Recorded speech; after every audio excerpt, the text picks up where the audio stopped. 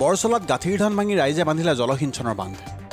কৰ্তৃত্বশীল পক্ষৰ অৱহেলাৰ বাবে বাধ্য হৈ বৰচলাত ৰাইজে গাঁঠিৰ ধান ভাঙি বান্ধিলে এটা বান্ধ।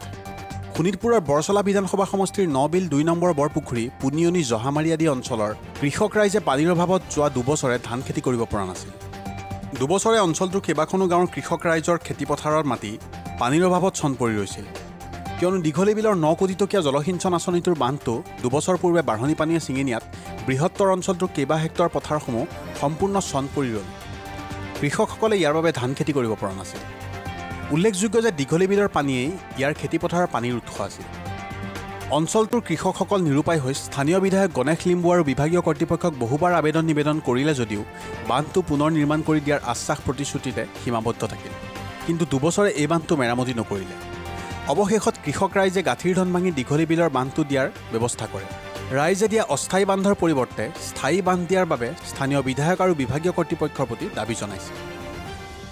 আজি দুবছৰৰ আগতেই বান্ধটো ছিঙি গৈছে, কিন্তু তেতিয়াৰ পৰা ৰাইজে কৰ্তৃপক্ষৰ লগত ডুংবাং কৰ্তৃপক্ষৰ লগত যোগাযোগ কৰি আছিলে, কিন্তু তেওঁলোকে হ'ব কৰি আমাক আশ্বাস এটা দিয়ে, কিন্তু কামটো নকৰে।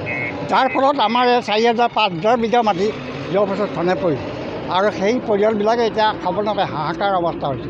সেইকাৰণে আমাৰ অৱশেষত আমি উপায় নাপায় আমি কি কৰিলোঁ, আমি সকলোখিনি ৰাইজে বোলে আমি আনলা খানা কৰি আমি নিজে কৰিবৰ কাৰণে চেষ্টা কৰোঁ। সেইবুলি আমি পইচাৰ চান্দা কালেকশ্যন কৰি, চান্দা বুলি নহয়, যোনে যি পাৰে সামৰ্থ্য অনুপাতে যোনে যি পাৰে সেইখিনি পইচা লৈ আজি আমি এই কামটো কৰিছোঁ। খেতি কৰিব পাৰিব এইবাৰ আশা কৰোঁ, যদি বান্ধটো আমাৰ স্থায়ী হৈ ৰৈ যায় তেনেহ'লে খেতি কৰিব পাৰিব, আগৰ নিচিনাকৈ আমাৰ ৰাইজে ধান পাব।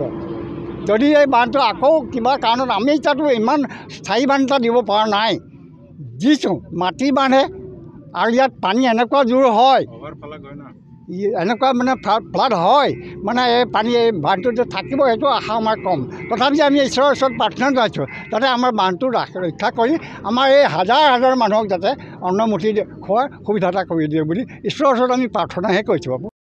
এইখন গাঁও দীঘলী, বৰপুখুৰী, গাঁৱলীয়া, ৯ বিল কছাৰী, পুনিয়নি, জহামাৰী আৰু ৯ বিল ননকে পথাৰখিনি আমাৰ ইয়াত আছে।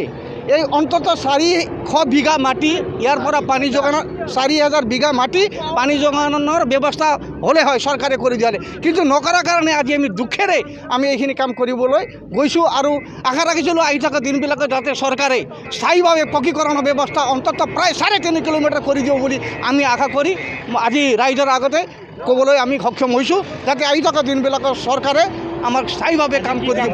আজি আমি মাটিৰ কাম কৰি বান্ধ এটা বান্ধিছোঁ, যাৰ কাৰণে ৪০০ বিঘাৰ ওপৰ মাটি পানী যোগানৰ ব্যৱস্থা হ'ব এই বান্ধৰ জৰিয়তে। আগতে চন পৰি গৈছিল, প্ৰায় ২ বছৰমান চন পৰিল আৰু খেতি একেবাৰে নহ'ল।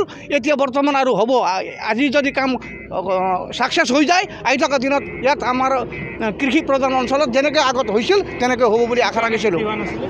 পানী নথকাৰ বাবে খেতি হোৱা নাছিল, বান্ধ ছিঙি যোৱাৰ কাৰণে। আমি এইখিনি কথা চৰকাৰক বাৰম্বাৰ কোৱা সত্ত্বেও, ৩বাৰ ৪বাৰ MLA বিধায়কক গৈ কোৱা সত্ত্বেও তেওঁলোকে কৰি নিদিয়াৰ বাবে আজি আমি এইখিনি পৰ্যায় পাবলগীয়া হৈছোঁ।